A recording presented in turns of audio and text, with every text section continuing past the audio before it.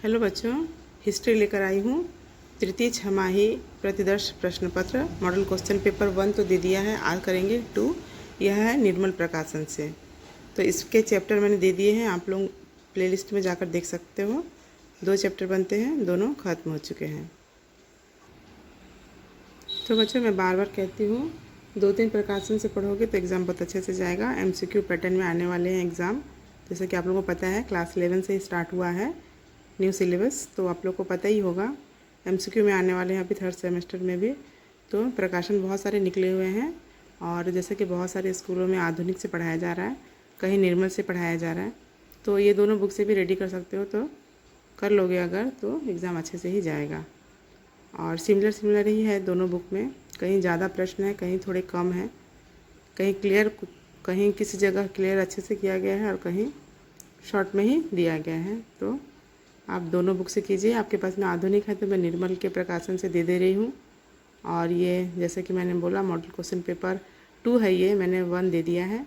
आज कर लेते हैं मॉडल क्वेश्चन पेपर 2 की तैयारी। तो इसे आप लोग पढ़ोगे, एग्ज़ाम बहुत नज़दीक है।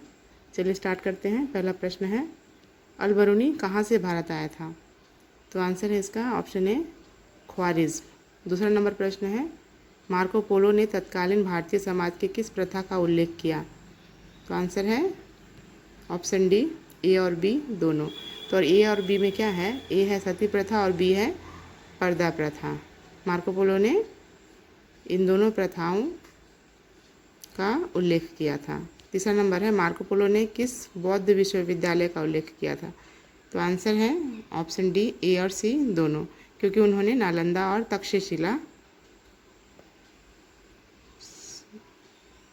विक्रमशिला, नालंदा और विक्रमशिला 2 विश्वविद्यालयों का उल्लेख किया था। चौथा नंबर प्रश्न है, शेख फरीद के प्रमुख शिष्य कौन थे? तो आंसर होगा ऑप्शन ए, निजामुद्दीन औलिया। पाँचवा नंबर प्रश्न है, सलू वंश का संस्थापक कौन था? आंसर होगा ऑप्शन सी, नरसिंह देव राय। छठवां नंबर है, राक्षसी तांगड़ी का युद्ध कब हुआ था? आंसर है ऑप्शन सी, 1565 AD में।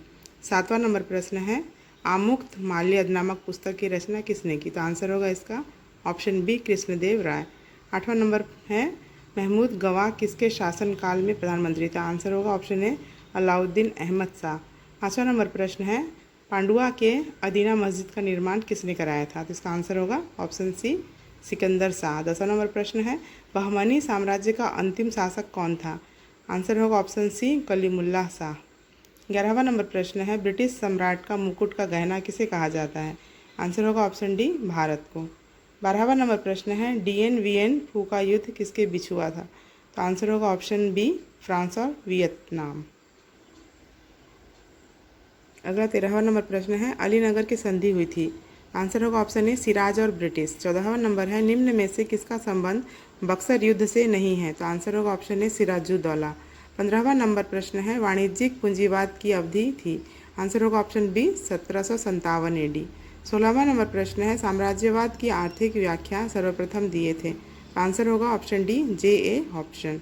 17वां नंबर प्रश्न है, पिट्स इंडिया एक्ट पारित हुआ था सन? आंसर होगा इसका ऑप्शन डी, 1784 AD में। 8वां नंबर प्रश्न है, मैसूर का अंतिम स्वतंत्र नवाब था? आंसर होगा option B, Tipu Sultan. 19वां number प्रश्न है, मद्रास की संधि के बीच हुई थी? तो आंसर होगा ऑप्शन ए, हैदर अली और वॉरेन हेस्टिंग्स। अगला है, 20वां नंबर, स्थायी बंदोबस्त की शुरुआत में हुई थी? आंसर होगा ऑप्शन बी, 1793 AD। आगे बढ़ते हैं, बी नंबर है, सत्य या असत्य वाक्यों की पहचान करें। तो 21वां नंबर प्रश्न है, 21वां का पहला है, मार्को पोलो इटली का निवासी था? दूसरा है, अब्दुल रज्जाक कृष्णदेव राय के समय भारत आया था? तीसरा है, फ्रेंकोइस वर्नियर दिल्ली सल्तनत के समय भारत आया था? और चौथा है, वर्नियर ने मुगल साम्राज्य के सैन्य व्यवस्था का उल्लेख किया था? तो यहाँ 4 विकल्प दिए गए हैं। आंसर होगा ऑप्शन ए, पहला चौथा सत्य है और दूसरा तीसरा असत्य है। 22वां नंबर प्रश्न है, भक्ति आंदोलन का कारण हिंदू समाज में व्याप्त बुराइयां थी? दूसरा है, बंगाल में भक्ति आंदोलन के प्रमुख संत कबीर थे? तीसरा है, मुस्लिम समुदाय में सूफी आंदोलन धर्म सुधार के लिए शुरू हुआ था? और चौथा है, भक्ति आंदोलन में हिंदू मुस्लिम एकता पर जोर दिया गया। तो इसका आंसर होगा ऑप्शन ए, पहला, तीसरा, चौथा सत्य है और दूसरा असत्य है। 30वां नंबर प्रश्न है, 30वां का पहला है, बक्सर का युद्ध 1757 ईस्वी में हुआ था। दूसरा है, शाह आलम द्वितीय ने अंग्रेजों को दस्तक का अधिकार दिया था। तीसरा नंबर प्रश्न है, भारत में उपनिवेशवाद की तृतीय अवस्था वित्तीय पूंजीवाद कहलाती है। और चौथा है, प्लासी के युद्ध के बाद अंग्रेजों ने बंगाल में धन निष्कासन की नीति चलाई। तो यहाँ 4 ऑप्शन दिए गए हैं, आंसर होगा हमारा ऑप्शन ए, तीसरा चौथा सत्य है और पहला दूसरा असत्य है। 24वां नंबर प्रश्न है, 24वां का पहला है, बंगाल में अकाल अंग्रेजों के शोषण की नीति के कारण आया था। दूसरा है, भारत ब्रिटिश ताज का गहना था। तीसरा है, अंग्रेजों ने भारतीय रेलवे का विकास स्वयं के खर्च पे किया था। और चौथा है, जे.एन. हॉम्सन एक ब्रिटिश समाजवादी लेखक थे। तो आंसर होगा हमारा ऑप्शन ए, पहला दूसरा चौथा सत्य है और तीसरा असत्य है। आगे बढ़ेंगे, 25वां नंबर प्रश्न है, यह फिल इन द ब्लैंक्स है। प्रश्न है, विदेरा का युद्ध खालिस्तान ईस्वी में हुआ था। आंसर होगा ऑप्शन सी, 1759 ईस्वी। 26वां नंबर प्रश्न है, बक्सर का युद्ध खालिस्तान ईस्वी में हुआ था। तो आंसर होगा ऑप्शन सी, 1764 AD। 27वां नंबर प्रश्न है, यूसुफ आदिल शाह ने खालिस्तान राज्य की स्थापना की। तो आंसर होगा ऑप्शन बी, बीजापुर। 28वां नंबर प्रश्न है, गुणराज खां की उपाधि बारबक शाह ने खालिस्तान को प्रदान की। तो इसका आंसर होगा ऑप्शन सी, मालधर वसु। 29वां नंबर प्रश्न है, फ्रांस ने पांडिचेरी में व्यापारिक केंद्र की स्थापना की। आंसर होगा option A, 1774 AD। D number प्रश्न है, निम्नलिखित अभिकथनों के साथ कारणों का संबंध बताइए। तो कथन है, दिल्ली सल्तनत के शासकों ने धार्मिक असहमति का सामना किया। कारण है, क्योंकि वे एक गैर मुस्लिम प्रदेश पर शासन करते थे। तो यहाँ विकल्प दिए गए हैं, तो आंसर हमारा होगा ऑप्शन ए और आर दोनों सही है तथा आर ए की सही व्याख्या करता है। आगे बढ़ते हैं, 31वां नंबर प्रश्न है, कथन है, कृष्णदेव राय ने विजयनगर साम्राज्य की स्थापना की थी। कारण है, वह विजयनगर साम्राज्य का महान राजा था। तो 4 विकल्प दिए गए हैं, आंसर होगा ऑप्शन डी, ए गलत है किंतु आर सही है। 32वां नंबर प्रश्न है, कथन है, डचों ने 1658 ईस्वी में पुर्तगालियों से श्रीलंका छीन लिया।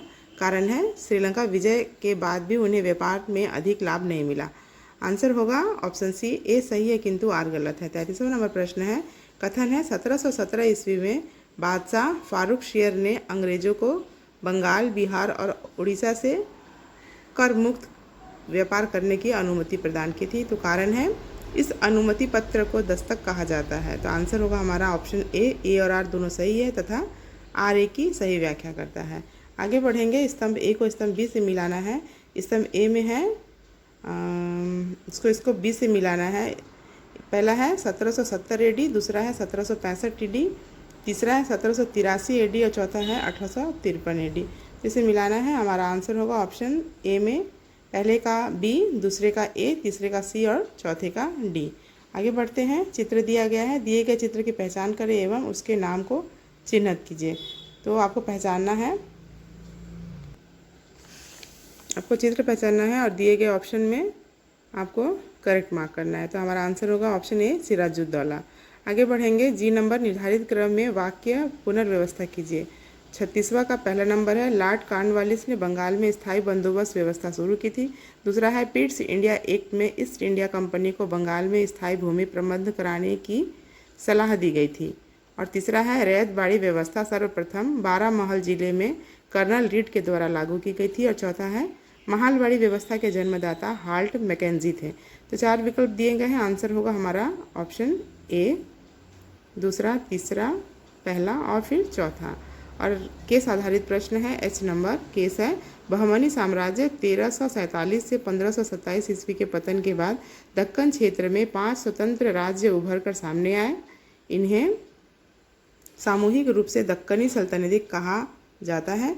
ये सल्तनतें सांस्कृतिक, राजनीतिक और सैन्य दृष्टि से महत्वपूर्ण थी। ये 5 स्वतंत्र राज्य थे, आदिल शाही वंश, कुतुब शाही वंश, निजाम शाही, वारिद शाही, इमाद शाही।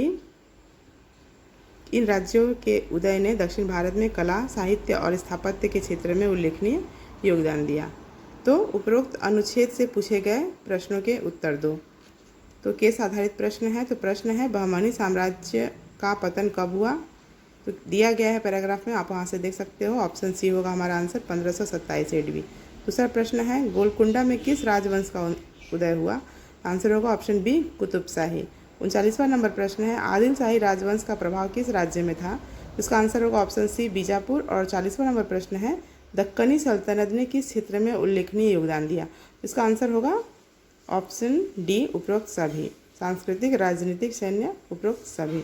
तो बच्चों ये पार्ट 2 मॉडल क्वेश्चन पेपर 2 भी ख़त्म होता है और मैंने निर्मल से हिस्ट्री का पूरा दे दिया है, चैप्टर भी दे दिया है पूरा, और मॉडल क्वेश्चन पेपर 1 और 2 दोनों दे दिया है। आप लोग प्लेलिस्ट में जाकर देख सकते हो। सारे सब्जेक्ट के मैंने अपलोड किए हैं, अभी कुछ अपलोड करना बचा है, जैसे कि आप लोग कमेंट करोगे इस हिसाब से मैं अपलोड करूँगी।